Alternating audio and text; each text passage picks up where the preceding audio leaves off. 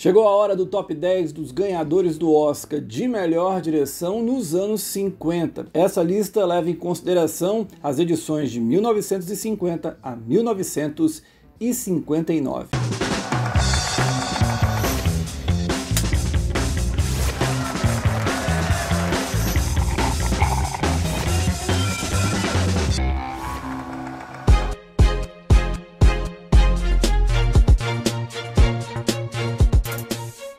O último lugar fica com Joseph L. Mankiewicz, que venceu o Oscar da categoria em 1950 por Quem é o Infiel. A boa ideia do início do filme, criando um suspense capaz de manter o público, se dilui com uma série de flashbacks alongados demais e uma teatralidade excessiva. Nem mesmo as ironias e críticas relativas ao conceito perfeito de casamento são suficientes para tirar quem é o infiel do tédio. Se você é fã do Mankiewicz, fica por aqui que daqui a pouquinho ele aparece de novo, melhor posicionado.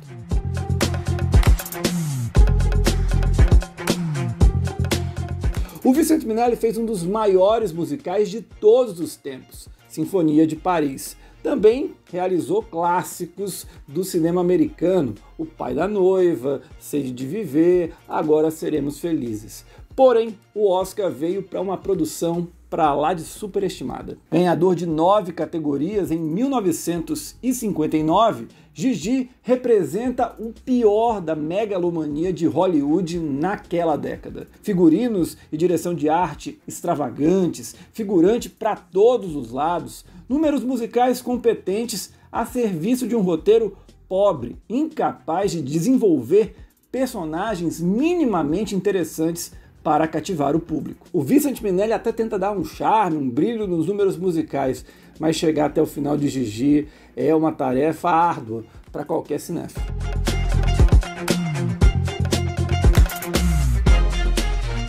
O mestre John Ford ganhou 4 Oscars de direção, mas no último deles forçaram a barra. Em Depois do Vendaval, o maior mérito do diretor, vencedor do prêmio em 1953, é conseguir trazer o espírito de comunidade e as tradições da cultura irlandesa de maneira muito respeitosa e divertida para a tela. Porém, é só isso. A produção se ressente de um bom roteiro e, por mais bem filmado que seja, o Ford pouco pode fazer com um filme que não possui muito de onde tirar. É curioso que esse filme lembra muito outra produção que ele venceu o Oscar, que foi Como Era Verde Meu Vale, mas ali a recriação da comunidade e os dramas, a história eram muito melhores e davam mais material para o Ford trabalhar. O curioso é que 4 anos depois, o Ford fez Rastros de Ódio, que talvez seja o maior faroeste de todos os tempos, mas sequer ele foi indicado.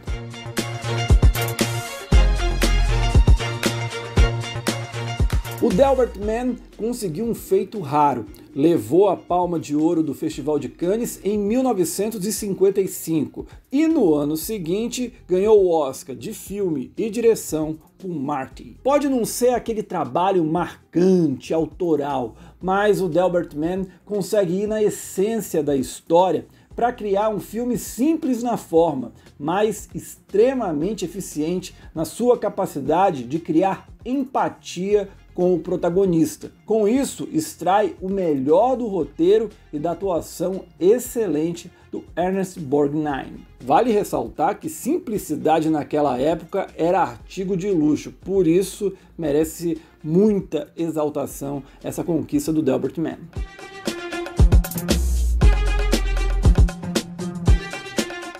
A primeira aparição do George Stevens nessa lista é do Oscar de 1957, quando ele ganhou o prêmio de direção pelo trabalho em Assim Caminha a Humanidade. Inspirado em E o Vento Levou, o George Stevens busca aliar a jornada dos dramas de uma família com o avanço econômico do Texas, das fazendas de gado para a exploração do petróleo. Apesar do roteiro oferecer bem menos drama do que poderia, o diretor consegue dar ritmo ao épico, mesmo com as extensas 3 horas e meia de duração.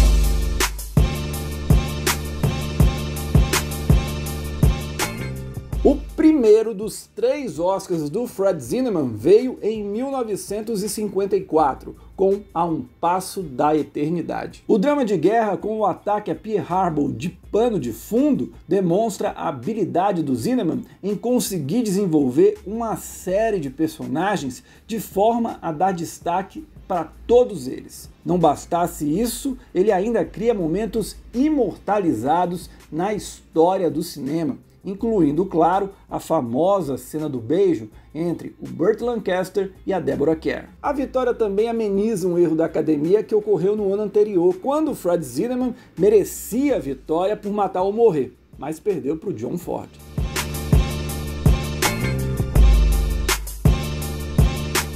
Olha o George Stevens aqui no top 10 novamente. Em 1952, ele ganhou o Oscar da categoria pelo excelente Um Lugar ao Sol. Impressiona a capacidade do Stevens em mesclar diferentes gêneros em uma trama só, de forma extremamente orgânica. Há espaço para o romance, drama social e de tribunal e principalmente o noir. Contando com atuações excelentes do Montgomery Clift e da Shelley Winters, o diretor desenvolve um filme complexo e capaz de surpreender o espectador a cada momento. E foi uma vitória em cima de trabalhos também gigantes, como o Vincent Minnelli de Sinfonia de Paris e principalmente o Elia Kazan de Uma Rua Chamada Pecado.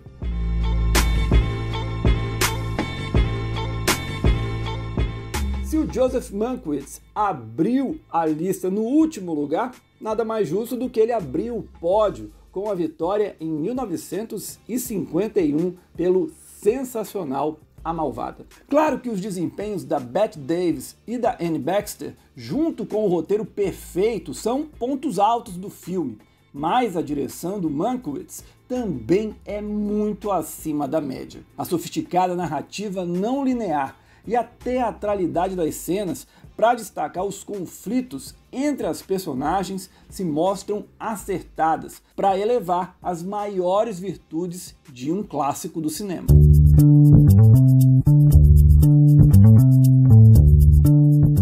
O mestre dos épicos, o David Lean, fica com a medalha de prata pelo Oscar vencido em 1958 por A Ponte do Rio Kwai. Somente a sequência final seria suficiente para colocar o Lean entre os primeiros da lista. Porém, antes de chegar lá, ele constrói uma história de honra na guerra que inspirou dezenas de produções do gênero nos anos seguintes. Da música tema ao grande elenco, todos com destaques suficientes para brilharem, o David Lean cria uma obra essencial. A Ponte do Rio Kwai seria o melhor filme da carreira de 95% dos cineastas, mas não é o caso do David Lean. Afinal de contas, o filme seguinte da carreira dele foi apenas Lawrence da Arábia.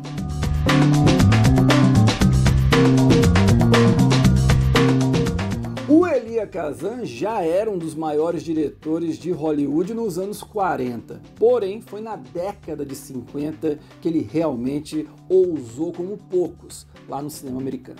Após comandar o excelente Uma Rua Chamada Pecado, o Kazan entregou ao público o clássico Sindicato de Ladrões. O diretor bebe na fonte do neorrealismo italiano para trazer uma história focada na mão de obra operária norte-americana, marcada por sombras e escuridão, a partir de personagens dúbios, especialmente o protagonista, vivido de forma brilhante pelo Marlon Brando. A dubiedade de Sindicato de Ladrões também tinha ecos na vida real, em que o Kazan era apontado como um dos delatores do marcatismo dentro da indústria norte-americana. Do ponto de vista cinematográfico, a produção é um divisor de águas e, para muitos, precursor da nova Hollywood nos anos 70.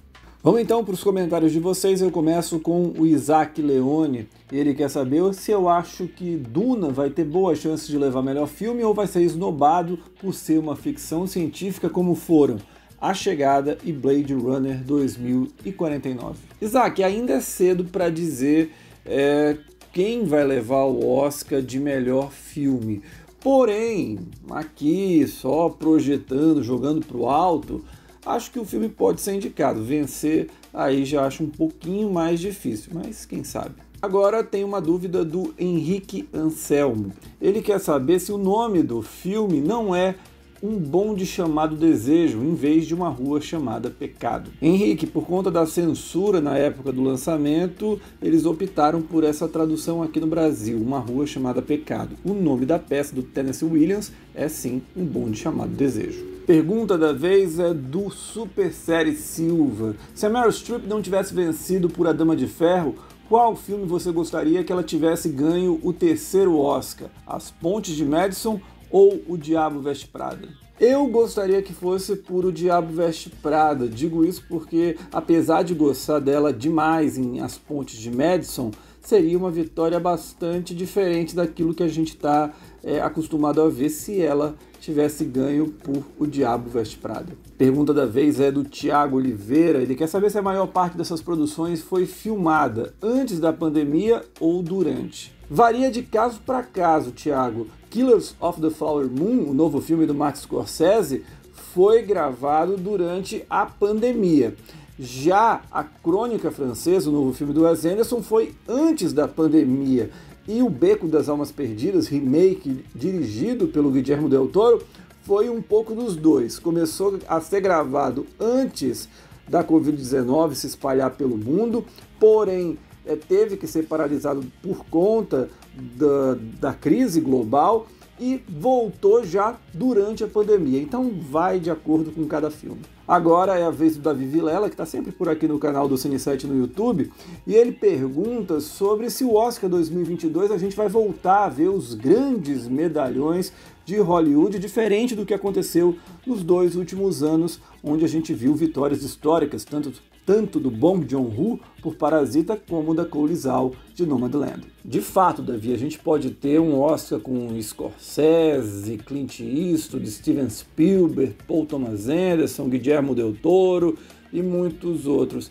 Porém, é sempre bom guardar espaço para uma surpresa. A gente tem visto muito acontecer nos últimos anos, diretores vindos aí da geração 2000, 2010, conseguindo chegar no Oscar forte. Não acho que vai ser diferente agora na temporada de 2022. A última pergunta é do Davidson Ronald, e ele quer saber sobre a Sandra Bullock, se eu a considero uma atriz superestimada. Para ele, a atriz só fez 2 bons filmes, Velocidade Máxima e Gravidade. Quais outros filmes, ele também pergunta para mim, eu acho que ela foi bem, que ela estava excelente. Davidson, eu não sou muito fã da Sandra Bullock como atriz, porém, reconheço que ela tem algo que muitas atrizes, até talentosas, não possuem, que é carisma. Ela é muito carismática, ela consegue conquistar o público, ganhar a empatia dele através das suas personagens e manter a gente preso na tela, mesmo sabendo as limitações que ela possui. E ela até mesmo já reconheceu, o que eu acho uma grandeza da parte dela. Acho que além desses 2 filmes, eu gosto bastante da atuação dela em Gravidade. Velocidade Máxima, ali é carisma. Mas ela funciona bem em comédias, Miss Simpatia, pelo menos o primeiro era bem legalzinho, e A Proposta. Os outros filmes são mais do mesmo, são variações do mesmo tom. Mas não acho ela um desastre assim não, ela é uma atriz simpática. É isso, galera, sexta-feira, meio-dia, horário de Brasília, eu tô de volta com uma nova série aqui no canal do Cine7 no YouTube. Não se esqueça de se inscrever e também ativar as notificações. A gente se encontra, até a próxima, tchau!